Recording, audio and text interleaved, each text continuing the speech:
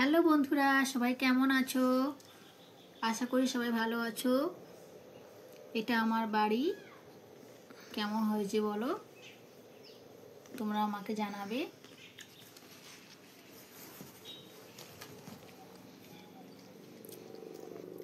এরপর আমি দেখাচ্ছি আমার রুমের ভিতর। আমার মেয়ে তো টেডি বিয়ারের কোলে শুয়ে পড়েছে আর খেলা করছে। আমি তোমাদের রুমের ভিতরটা চারপাশ দেখিয়ে দিই। রিসেন্টলি হলো রুমের ভিতর রং হয়েছে।